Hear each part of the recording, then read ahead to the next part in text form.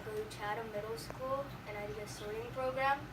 So my sorting program is called Fun Sort, and I had two parameters called number one and sorter.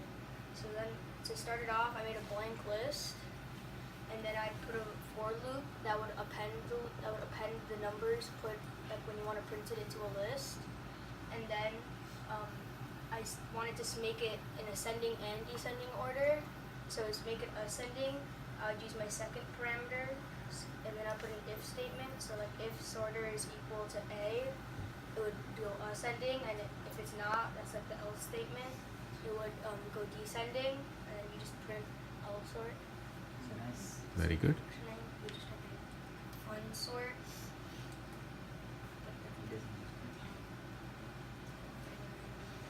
Then you put comma like A or something, because if you want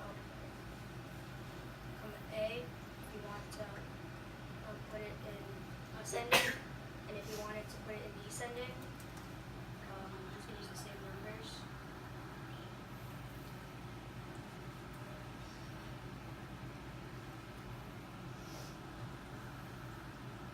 And you'd like put comma D, I guess, because it's not equal to A. Then put it in descending order. Very good. Very good. Good. Awesome. Awesome. Okay. I have a question. Your function has any limitations? Good point. It does. It can't do double-digit numbers.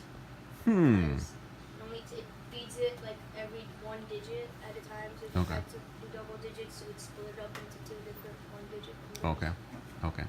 So the best way, what you should do, you and Ishan and everybody, Purva, put it on a Google Classroom, right? Also write a comment that what limitation your program has, so others can improve that maybe, right? And then post again on a Classroom. So I think if you guys do that collaboration on a Google Classroom for next maybe couple of weeks and improve everyone's program, that would be a very good learning. Make sense? Makes sense. Yeah. So when you post, just don't only post, just explain your program a little bit and say what limitations are, what you want to improve, right? And you can start working on improvement and other can also improve your program, right? And then post it. Make sense? Okay. Thank you guys.